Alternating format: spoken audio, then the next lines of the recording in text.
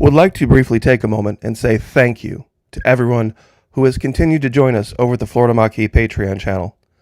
The Holy Bible teaches us, rejoice always, pray without ceasing, give thanks in all circumstances, for this is the will of God in Christ Jesus for you. If you'd like to join us over there, it's only $1 per month at the base level, and even less than that if you sign up for an entire year, and no matter what level you choose, it's fully refundable. First 90 days, no questions asked.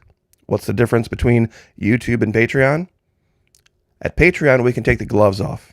There are no censors. We have, of course, the Patreon firewall, and then we also have Vimeo that we're partnering with, and that gives us one extra layer of protection where we can speak our minds and we can take advantage of rights that we used to enjoy in this country freely.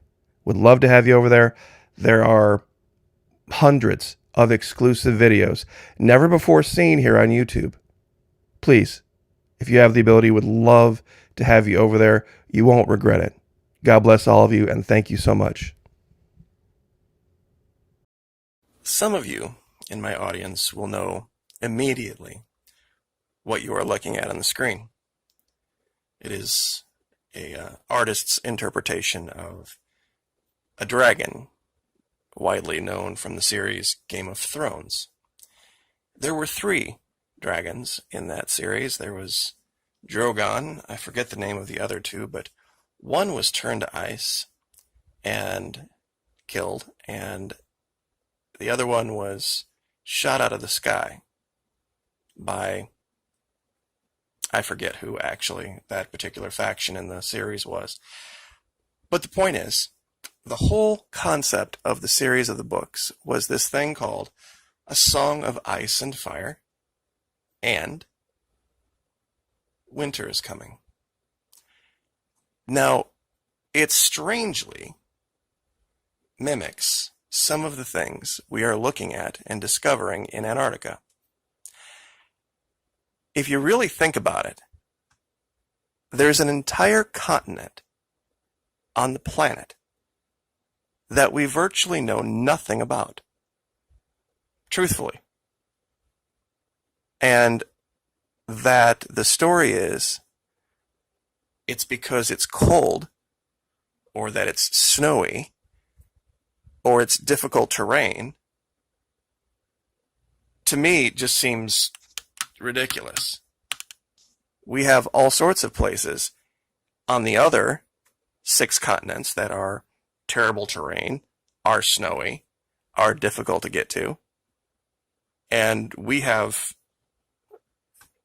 I guess, put the stamp of modern man on those areas. Antarctica, virtually unexplored, and an enormous, enormous area. Now, this is the region that we have uncovered the Stargate. There are a lot of things in this region, and I've encouraged people to go here and look. But I'm going to show you 3 dragons. And not just 3 dragons, but 3 dragons that strangely mimic the story of Game of Thrones. We'll start with the first one. Literally setting out here for everyone to see. You can see the back, you can see the legs, you can see the head. You can, if you look closely enough, you can even see the fire breath, or at least the smoke from it. You see, that's the thing no one has been able to answer when I show them this area. All the bright red, all the yellow. There's only a couple of things this could be. There are areas in Antarctica where we have outposts, and occasionally, to keep things from freezing, they will coat everything in diesel oil and fuel that has a red dye to it. So sometimes when you go to those places, you'll see a lot of red all over the snow. That's fine. I can accept that. This isn't one of those places. There's virtually no explanation whatsoever for all of this gold and red other than it's burning fires. I mean, I suppose maybe you could make the allegation that it's gold on top of rubies, but I think fire might be a bit more reasonable, if that's at all possible down here, given that we see the evidence of ice melting everywhere. So this one would represent Drogon, the one alive. I had mentioned one of in the series, dragons had been captured and turned to ice.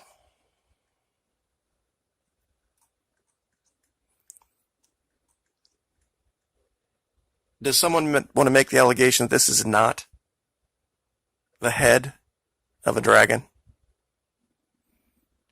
We have the eye here, the furrowed brow here, the nostrils, the open mouth.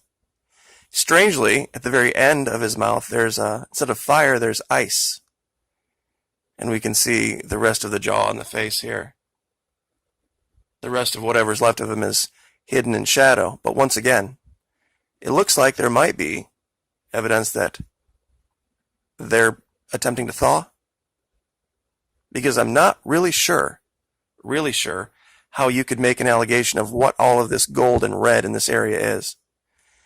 And if you look very, very, very closely, right here, let me see if I can zoom my camera in.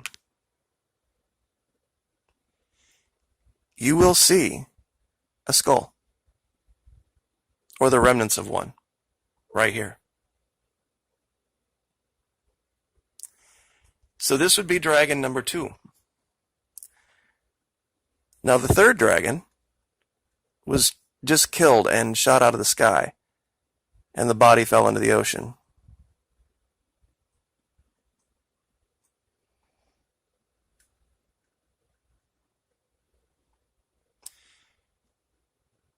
You can see the ear here, you can see the eye here, you can see the mouth, the nose, the jaw. It doesn't look alive. Perhaps the rest of the body is inside the cave. So that's 3 different things. I don't know how you could call this pareidolia, given that pareidolia is the predilection for the human eye to pick out faces where there aren't any. These aren't faces. These are dragons. And 3 in one location that are pretty undeniable in their appearance. You know, they say that art mimics life. That's actually a real good look. Let's see, this is about eye altitude 1,000 feet. Once again, of course, down in the description, you will have the locations, Google Earth Pro. I'll give you the year, and you can go here for yourself and make your own judgment call as to what you think this is. But given that the official explanation for everything in Antarctica is wind, ice, snow, and rock, this is some of the most creative wind, ice, snow, and rock I've ever seen in my life. The different shapes we've been able to uncover, if that is truly all we're seeing. And this area is completely covered in artifacts like this.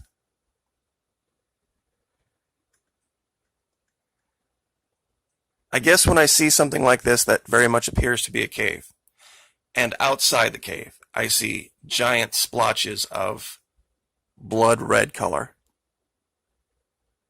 and we have seen evidence of serpents, of dragons, of ancient dinosaurs, ancient reptiles, and you couple that, you marry that up with the fact that the continent, an enormous continent, nearly the size of the continental United States, is under miles of ice and completely unexplored, that anyone could rule out anything at this point, I think is premature. I've never known our governments or any other governments to be so willing to work together to promote scientific research when it comes down to natural resources and control of property and territory. Yet in this particular case, there's something down there that's keeping them at bay. That's why when I first looked at this site right here, and I saw this gray body laying on the ice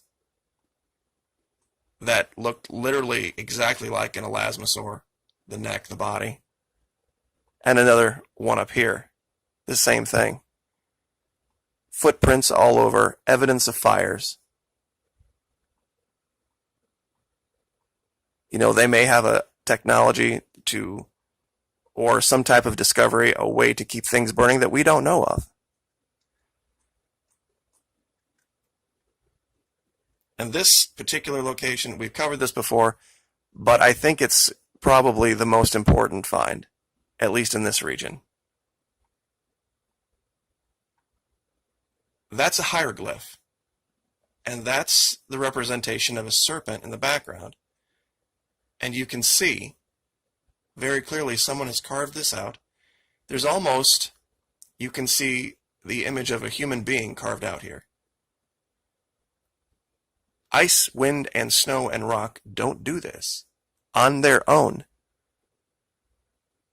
And if you even admit, okay, it's not ice, wind, rock, and snow on its own, then you would have to make the allegation that perhaps there is something else going on down there, and it might be way, way, way over our heads.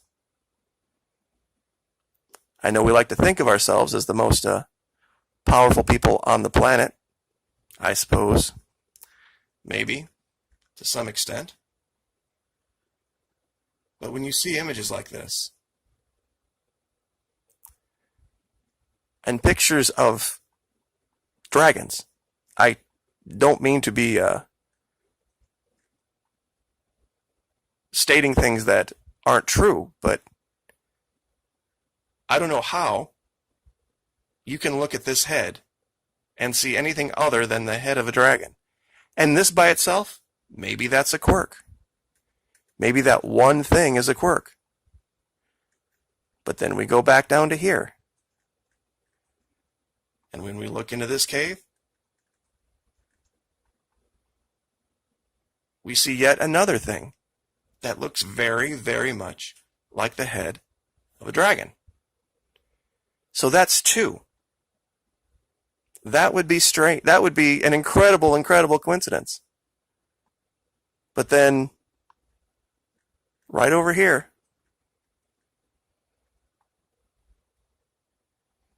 three? I'm sorry, but even if I didn't believe in dragons before I looked at this, I would now. And I'll leave that there. Like, share, subscribe.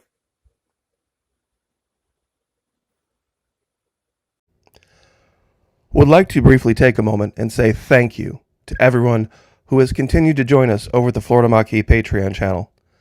The Holy Bible teaches us, rejoice always, pray without ceasing, give thanks in all circumstances, for this is the will of God in Christ Jesus for you. If you'd like to join us over there, it's only $1 per month at the base level, and even less than that if you sign up for an entire year, and no matter what level you choose, it's fully refundable. First 90 days, no questions asked. What's the difference between YouTube and Patreon? At Patreon, we can take the gloves off. There are no censors. We have, of course, the Patreon firewall, and then we also have Vimeo that we're partnering with, and that gives us one extra layer of protection where we can speak our minds and we can take advantage of rights that we used to enjoy in this country freely. Would love to have you over there. There are hundreds of exclusive videos never before seen here on YouTube. Please, if you have the ability, would love to have you over there. You won't regret it. God bless all of you, and thank you so much.